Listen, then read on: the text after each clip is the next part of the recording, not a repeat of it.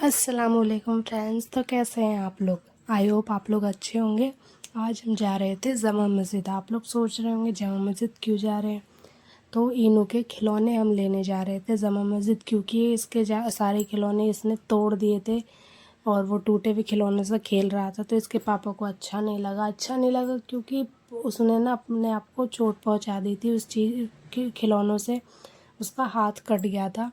तो इसके पापा ने कहा नहीं, ये वाले सारे खिलौने फेंको, हम नए लेकर आएंगे। तो हम फिर संडे का दिन था, पापा इसकी छुट्टी पे थे, तो हम चले गए जामा मस्जिद। वैसे जाने का कोई प्लान नहीं था, अचानक प्लान बना तो हम जाने लगे। इन्हों को तैयार किया, घर का काम जल्दी से निपटाया, नहाए धोए और हम निकल गए घूमने। मामा घर पे ही थे। मामा ने कहा मैं नहीं जाऊँगा, तुम लोग हो आओ। तो हम गाड़ी से ही अपने R15 से ही जाने लगे।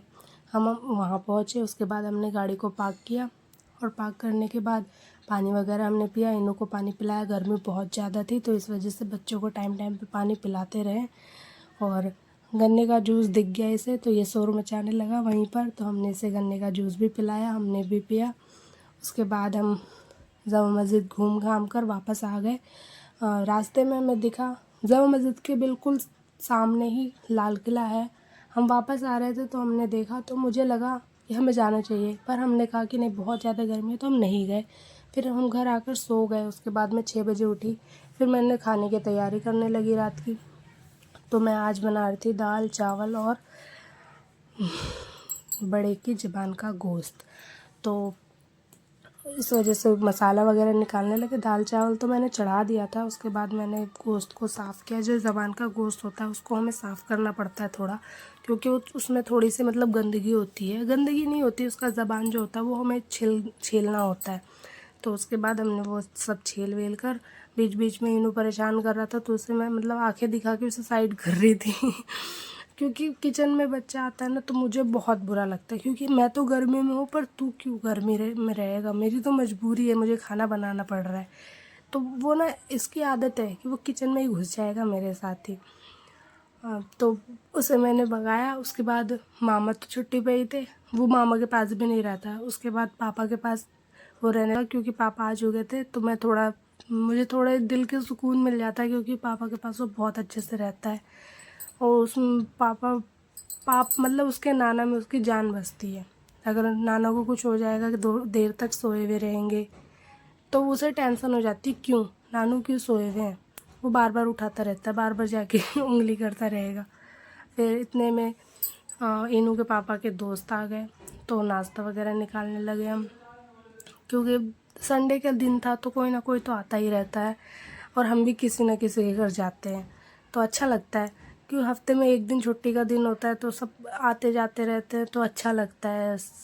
हफ्ते भर की बातें, उसने क्या किया, उसके मतलब हम बाहर रहते हैं दिल्ली में, हमारे गांव की बातें जो हम कभी, जैसे हमें पता नहीं चलता तो दूसरे आते तो हमें बताते हैं कि हाँ उसके गांव में ऐसा हुआ, उसके गांव में ऐसा हुआ।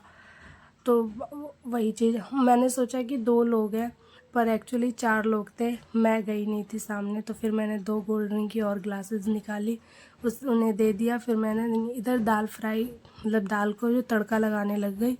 गर्मी बहुत ज़्यादा थी तो मैं भी थोड़ा जल्दी जल्दी ही काम कर रही थी, क्योंकि संडे का दिन होता है ना तो सब एक साथ बैठ के गप्पे शप्पे लगाते तो अच्छा लगता है। तो पापा संडे को भी, पापा को छुट्टी वो किसी दिन भी छुट्टी कर लेते हैं, उनका वैसा कोई है नहीं कि हाँ आज छुट्टी है कल छुट्टी है। तो इस वजह से पापा लेट आते हैं, मतलब थोड़ा 7 बजे पापा आए, बाकी हम सब तो घर पे ही थे। तो मैंने जल्दी जल्दी खाना वाना बनाया, क्योंकि हमें गप्पे लगाने थे ना।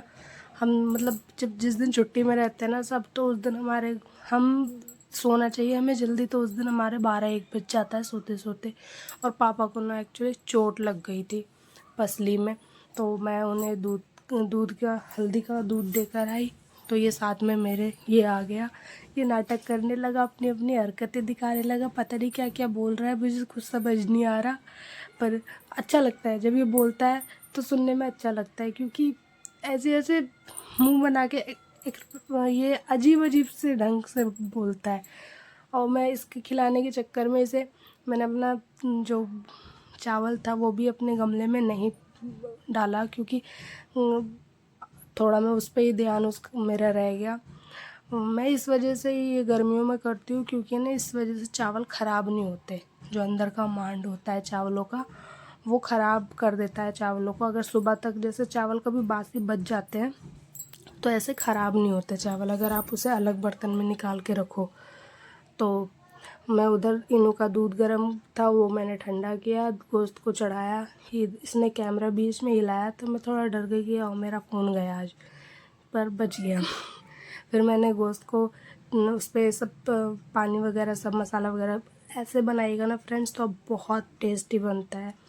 सारी चीज़ें एक बार बिल्कुल बोझ बाज के चढ़ा दीजिए, और उसके बाद जब ये गल जाए, जितनी भी सीटियाँ लगानी है आपको, उसके बाद ये जब गल जाए तो प्याज से फ्राई करके ये डाल के आधे घंटे तक, आधे घंटा नहीं तो 20 मिनट तो आप पक्का उसे भूनिए।